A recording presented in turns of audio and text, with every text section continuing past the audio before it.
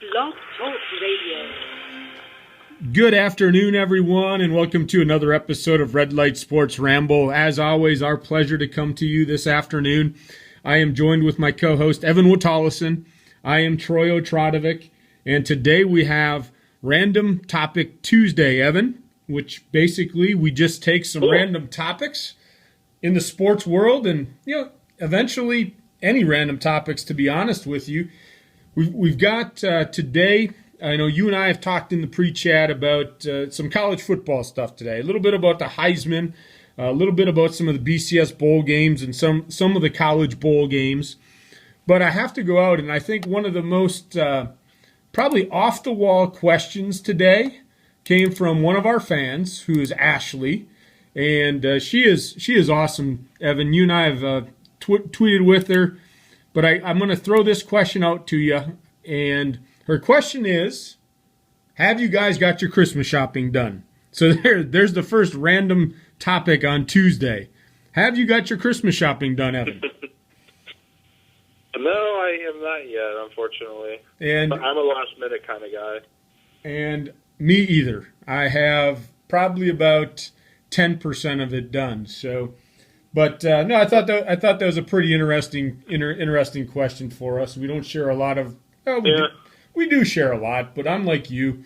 I'll probably be out on Christmas Eve, last minute, waiting till they're kicking everybody out of the store, getting my last present. But I'm at the point now, Evan. I don't know how you feel about it. I'm into the gift card thing.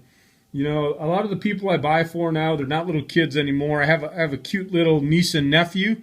That's about it, but they live back in Green Bay, so I don't even see them on Christmas a lot of times. And, I just basically send my sister a gift card and say, hey, go get them something. But, most of the people I'm buying for, it's like they have everything. And if I get it for them anyway, they probably either re-gift it or they bring it back anyway. So I've been really getting into the gift card stuff lately. What about you? It depends. Mostly gift card stuff, but obviously, I get my nephew, well, now nephews. I get them usually something. I got one of my nephews shot for already. My other one I still got to finish for, and then my family I still got to get stuff for. So I'm not quite done yet, but I generally go the gift card route. Yeah, it's great being an uncle. We can always get those crazy gifts too, that make a lot of noise. My sister loves it when I would do that. But let's move on. Let's ramble a little bit, Evan. Let's talk about the Heisman. The finalists got announced today. I know you and I talked a little bit about it. They're actually inviting 6 finalists to New York for the presentation of the Heisman Trophy. So I'm going to let you go through the names. Yeah, I was going to say I'm going to let you go through the names, give your little bit of thought on that, and then we'll talk a little bit about the Heisman. And I think a little bit about what we talked about earlier in a ramble with Manziel and Winston. I think this race has opened up a little bit, but I'm going to let you give the finalists who got invited to New York, which is, like you said, I'm not going to steal your thunder, but it's the most. So go ahead and give that point and the names of the finalists. Yeah, I was going to say it's the most they've had in New York for the Heisman, and I've heard since 1994. But the surprising one to me is Jordan Lynch from Northern Illinois. Then you have Johnny Manziel, the reigning winner from Texas A&M, Trey Mason from Auburn, A.J. McCarron from Alabama, and I hope he does not win. I don't think he deserves to be in the category with everyone he's here with, but we'll catch on that later. Andre Williams from Boston College, and Jameis Winston from Florida State wrap up the final 6 for the Heisman. So very strong group of candidates. I really like Andre Williams from Boston College. He's rushed over 2,000 yards this year. And, I said earlier that Johnny Manziel should win it. I still feel that he's one of the best players in the country. But with his team having 4 losses, it'd be very hard for him to be voted in. Well, let's talk about that for a minute, Evan. You had mentioned something there. 4 losses, and so he's not going to win the Heisman. And correct me if I'm wrong. I know success breeds notoriety. It breeds people to notice you.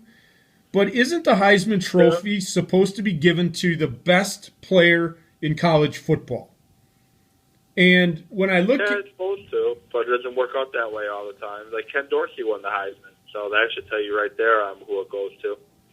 which to me, as a fan, kind of takes away from it a little bit. You know, I like Winston. You and I talked about it because we were debating at that time who was the front runner, and I thought Winston, you know, based on his play, honestly, I think he slipped a little bit here in the last couple of weeks.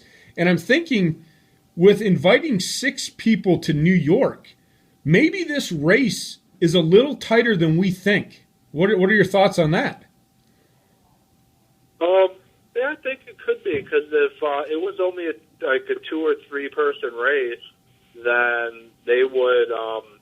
I don't think they would invite 6. I think it's an open competition. Now, I don't believe Jordan Lynch has a shot to win. Trey Mason, possibility. He's come on strong towards the end of the season. I don't think A.J. McCarron has a chance to win, and I don't think Andre Williams has a chance to win because of name recognition. But I think it's going to basically come down to Winston and Manziel and Mason, those 3 guys who it's going to come down to. So, but inviting the 6, I think it's opened up a little bit. Well, I think part of what we're seeing here is that, you know, we have sports writers across the country that are voting.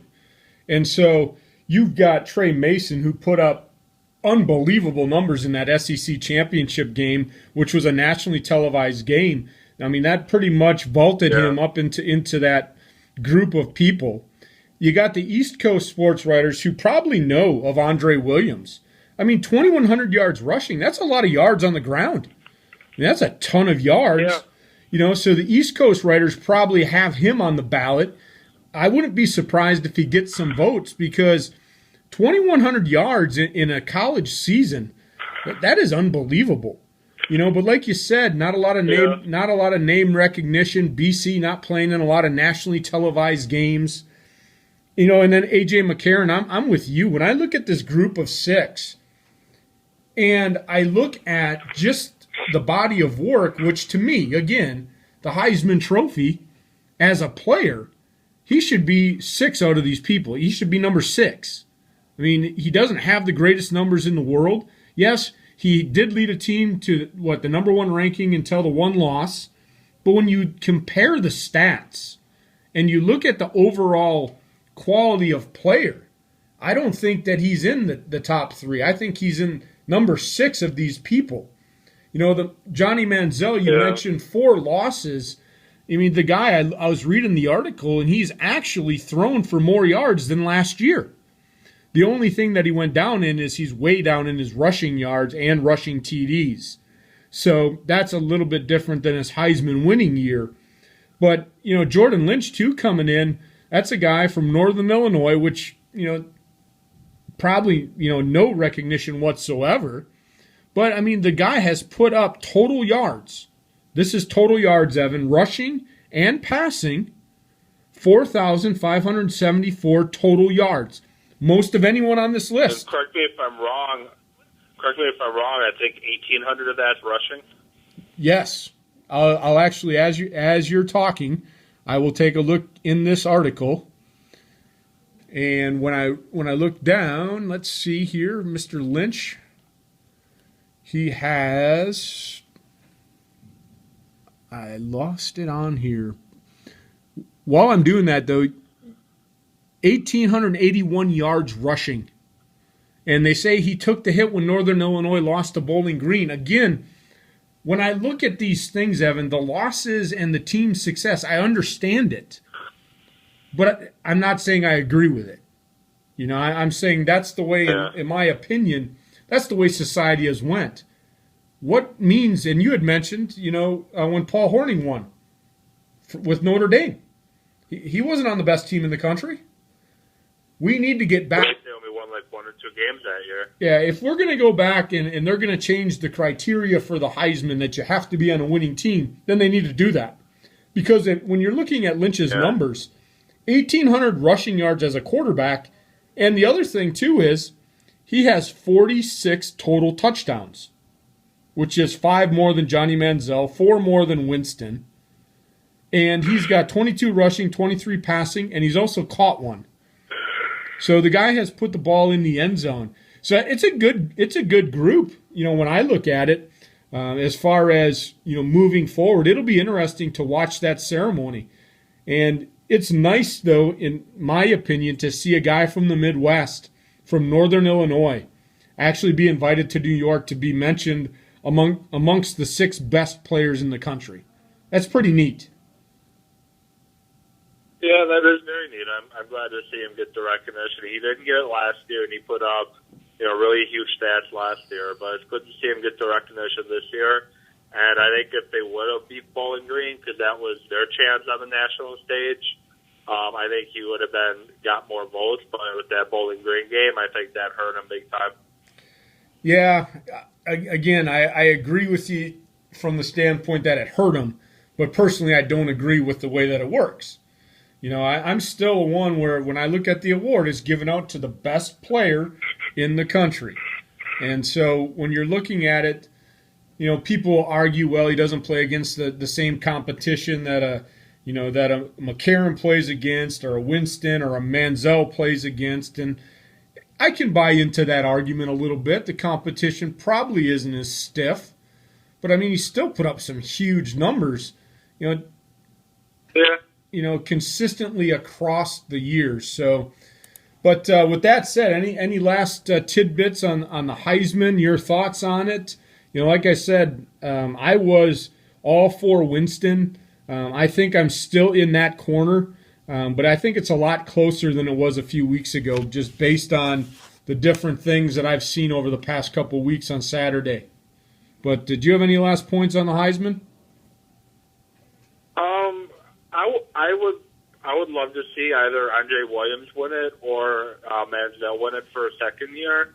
Now, before you get on Williams not playing against the greatest competition, he played against the exact same competition that Winston played against, both ACC teams, so you can't make that argument. But 2,100 yards is 2,100 yards. And then Johnny Manziel, he had to do a lot of it on his own. His defense was so bad. If it wasn't for his defense being so bad, he probably would have had a couple more wins instead of 4 losses. So I don't think you punish Manziel for his team's defensive play, because he doesn't go out there and play defense. He's their quarterback. He's their leader. So, but it should be very exciting to watch on Saturday. Yeah, it really is. And I'll tell you what, after seeing the list of 6, and I'll be honest, I've heard of Williams at BC. I heard he was having a standout year. But to be honest, as much as I cover college, I don't cover it, I watch it. As much as I watch college football, I've seen his name here and there. I haven't seen him play a lot. But now when I actually had a chance today to read about him, I like the kid. I actually like him. And I have to agree with you. He played against the same competition Winston did. And so, again, when you're looking at the players, he put up huge numbers. 2,100 yards is just unbelievable. So, hats off to him. I think, he's vaulted himself into the top 6 players in the country. He's probably really vaulted himself up on a draft board here and there. The kid looks like he's got a bright future going on. So, as we move forward and just stay with the college football theme, I know you and I were talking a little bit about some of the BCS Bowls, and I know we're not going to get into the whole BCS thing, but you and I were talking about some of these interesting matchups, as the bowl games come out. I personally think that it's a little bit oversaturated with the number of bowls, but I think there's some really good matchups that are out there when they selected these bowls. Is there one that's more intriguing to you, Evan? The Michigan State-Stanford games, I find that very intriguing. And the Missouri-Oklahoma State game, one that you had mentioned in the pre-chat, that intrigued me a lot, too. Missouri is a very good football team. Oklahoma State was, a last-second touchdown away from being in the BCS Bowls. Cotton Beat, it's listed, from what I got, the BCS Bowls, what I printed off, it's listed with the BCS Bowls, but I think they would have been in the Sugar Bowl against Bama if it wasn't for that loss against Oklahoma in the last game of the year. But it should be very, very interesting. And then intrigues me too. I think Baylor is a very underrated football team, and I think we're going to see the team that Baylor has to play. That team really interests me too in the bowl games. Yeah, they're playing Central Florida. They're playing UCF. Yeah, for some reason that isn't on the list of bowl games. When I took off the BCS Bowl, Baylor's not on here for some reason. I don't know why. Yeah, that is the Fiesta Bowl. They left off the Fiesta Bowl. Yeah, Fiesta Bowl on New Year's Day. 2 11-1 teams, a Baylor team, and like you said, a Baylor team that is ranked 6th in the country, Evan. But I don't think a lot of people know about them.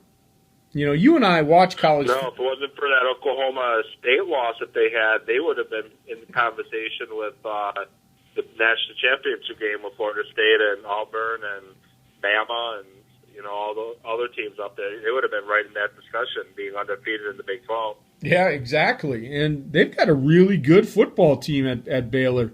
There's another game that that I was mentioning to you, and that's another Big Ten team. You and I had talked about this. Where we cheer a lot for the Big Ten, and I know it's just and I say it's just the Gator Bowl, but it is the Gator Bowl on New Year's Day, and it's Nebraska against Georgia. That matchup intrigues me a lot too. That should be a good pounded out type game. I know Andy Murray, is going to be able to be at quarterback. A lot of people say that, he's a draft prospect in the NFL, and it'll be interesting to see how he matches up against a Big Ten style of defense. And you cover the Badgers, and so for those listeners that maybe not are college football fans, Evan, give them a little bit of overview about Big Ten football. I mean, I watch it all the time, and I just watch it compared to other conferences. I'm not saying the Big Ten is the best conference by any means. They're down a little bit. But give some of the listeners, if I mention Big Ten football to you, give me 2 or 3 key points on how you would describe the way football is played in the Big Ten. Well, the Big Ten isn't the same Big Ten that it was back when I was and I was watching the Rose Bowl back in '93 when the Badgers went for the first time. It's not the same Big Ten. The Big Ten is kind of a mix of all different kinds of things. You got your smash mouth, punch them in the mouth football teams like your Michigan States, your Wisconsins, and then you have the teams that like to spread it out and run a lot of zone read and spread option and stuff like that. Your Ohio State, your Nebraska runs a lot of that. Penn State runs their pro-style offense. So you kind of see a little bit of all in the Big Ten. Big Ten, they always are known for their defense. A lot of strong defenses in the Big Ten, Wisconsin, Michigan State, Ohio State. They are some of the top defenses in the country this year. So the physicality is still there, but they also have the spread it out style in there as well. And I think where I wanted you to go with that is the last point you made, the defense.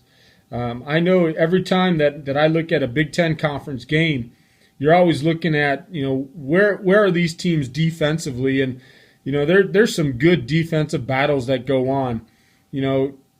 I look at it from a standpoint, like I said, they are down when it comes to where do you rank this conference amongst the best in the country, and they're down a little bit. There's no arguing that, but they still play a style of defense that really intrigues me in the Big Ten because a lot of hard hitting, a lot of good defensive coordinators.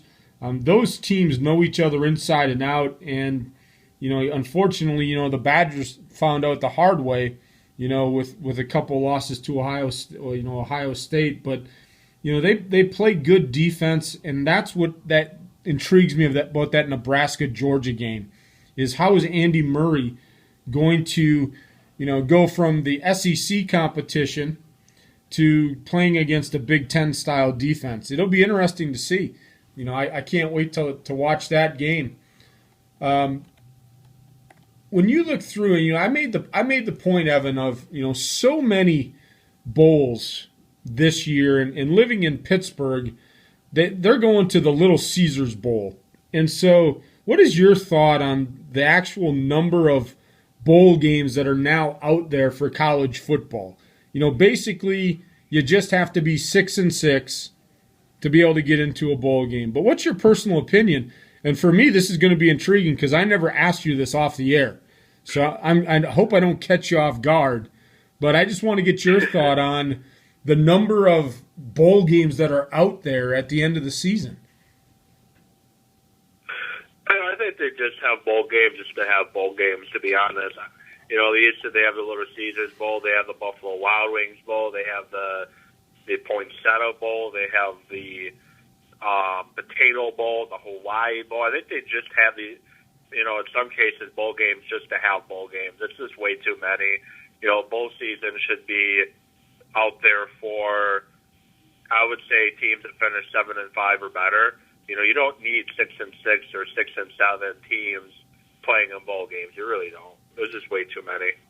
Yeah, I'm just looking at the list, and going down it. They've got the New Mexico Bowl. They've got the Texas Bowl. They've got the Belk Bowl. I like this one, the Bell Helicopter Armed Forces Bowl. They got the American Mortgage Music City Bowl. I mean, I remember growing up that Pinstripe Bowl played in Yankee Stadium. I guess this is for a good cause, but it's the Fight Hunger Bowl. I understand it's a good cause, but again, it might be just a bowl game to have a bowl game, and I know part of me is wanting to say this is just greed by the NCAA.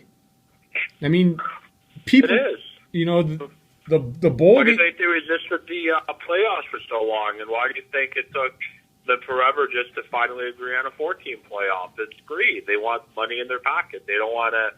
They say it's for the athletes, and they got final season and all that, and a long, drawn out playoff would take too long. But Division II does it. Division I AA, I forget what they're calling themselves these days.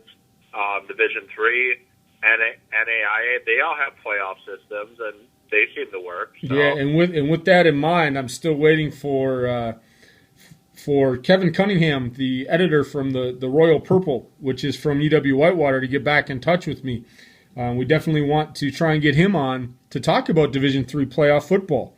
Whitewater's traveling down to Texas to play this Saturday in the national semifinals. So, like you're saying, the regular season doesn't matter if you're Division I, Division III.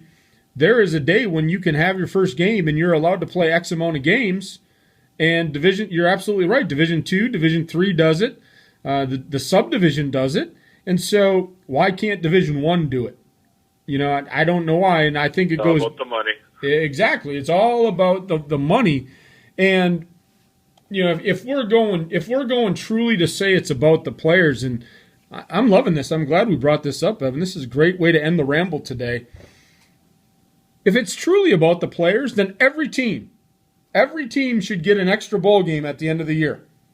If we're going truly just that it's about the athlete, everybody should get an opportunity to play then. Because isn't that what we're teaching the kids nowadays? Everybody gets to play. Pretty much. Everybody gets to play, and everyone gets a trophy. Everyone gets a trophy and a ribbon, and we get pizza after the game. So if it's truly about the athlete, take that pizza away. Well, yeah, I love pizza too, but our Dairy Queen or something. But maybe there is a Little Caesars Bowl. That's a good bowl. It's a pizza bowl. Yeah. But I think my point is, it's you and I both know it's not about the players. It's about the money. You look at every one of these games, and it's sponsored by a company now. The Tostitos Fiesta Bowl, the All-State Sugar Bowl, the Discover Orange Bowl, the BBVA Compass Bowl. The Rose Bowl presented by Vizio. Yep. That's the only bowl that doesn't have the sponsorship before the bowl name. It's the Rose Bowl presented by Vizio. Exactly. And I think they're trying to keep the sanctity of the Rose Bowl. And I think I told you the picture for the video on YouTube tonight is actually a nice picture of the front of the Rose Bowl. So that's cool. That is a bowl game near and dear to Big Ten fans. I know Wisconsin. I think we got spoiled with that run that Alvarez gave us in the 90s, Evan, and then recent history, getting back there a number of times. I think we get spoiled now, hoping we can keep going back. But I'm not going to argue with the Wisconsin game against the Capital One bowl game. I think it's a good bowl for them. We've got about 5 minutes left, and I wanted to end with that since you cover Wisconsin, and maybe before the bowl game, which is a New Year's Day game, we'll definitely talk a little more in depth about it. But without getting into a lot of research, and I know that the matchup just came out, what is your quick take on that game against South Carolina? I mean, that's a good test for the Badgers in my mind. Very good test, I think, for both teams. Wisconsin loves to run the football. We all know that. They have Melvin Gordon, they have James White, they have Corey Clement. They love to run the football and get downfield on play action. Well, South Carolina's got one of the stronger defensive lines in the country, led by Clowney, who we'll see if he gets punished at all for his action that he just did, driving 110 and a 70 mile per hour speed limit. Ridiculous. But so we'll see what happens with that. But North Carolina, like I said, South Carolina's got a very strong defensive line. Wisconsin's got a very good offensive line. Wisconsin's defense, they stop the run very well, and South Carolina likes to run the football, and they like to run some zone read stuff and run that like the fake to the running back and quarterback keep it or vice versa. But Wisconsin's seen that a few times this year. They saw it with Indiana, ran a little bit of it. They saw it with Ohio State, Arizona State. They ran a little bit of it. So, it's not like they haven't seen it before. It should be a good matchup for both teams. It should be a physical game. Both teams are going to want to punch each other in the mouth. So we'll see which lines perform better. Yeah, that's going to come down to probably what we talk about with the Packers. Who's going to win in the trenches? Because the Badgers, like you said, are going to want to pound the ball, and South Carolina's got that good defensive line. I mean, you got some crazy stuff off the field with Mr. Clowney, but I don't know what he's thinking. I don't want to get into that. We only got 2 minutes left. That's just ridiculous actions off the field. Got to be a little more mature than that. But, with that said, Bud, a really good ramble today. I mean, we talked a little bit of college football. It was nice to get away from the NFL. As much as I love the NFL, it was nice to chat a little bit about college football. You and I had mentioned, I think sometimes you and I watch college football more than the NFL. And it's nice to be able to chat about that a little bit. And as always, I want to thank our fans. I'm going to give a special shout-out, a little joking here at the end, Evan. Ashley has really been emailing the show. If you remember, I had called her a Red Light Sports Ramble groupie the other day. Well, she's taken that to heart. She's put that on her profile. And she has now said when we get rich and famous to not forget about the little ones. And so she has now claimed herself the president and CEO of the Red Light Sports Ramble fan base. So we've got a fan base, Evan. Yeah. And we've got a president of our fan base. It's Ashley. So with that said, Bud, we got about a minute left. As always, I'm going to let you wrap it up. Give the due thanks that are needed for everyone that we contribute to, and we'll let our listeners go at that. 90 seconds. Well, thanks to Cass and YourDailyCowboysFootballFix.com, and thanks to Ashley and her being supportive, and Mark, who's also been very supportive, and Gene and everybody. So thank you for listening, and keep listening, and we want the show to be about you. So even with the negative caller yesterday, kind of hurts us a little bit. I wanted to take calls. 60 seconds. We want you to interact with us. Yeah, we didn't get one caller today. And part of me saying that's okay today. I would have been a little worried hitting the microphone to see what we had on the line. But, I know you had mentioned some people. We don't mean to let anybody out. We love every single one of our people that interact with us. And there's a number of venues. We tweet them out. Evan and I are both on Twitter. We have our Facebook page. We have our YouTube channel. We're, of course, on Blog Talk Radio. We're working with a number of people to keep expanding the Red Light Sports Ramble. But the bottom line is we thank everyone for every listen. The reason we do this is because we love to talk about sports and we love to get your opinion. So with that said, everyone, we'll see you at the next Red Light. We'll talk to you soon.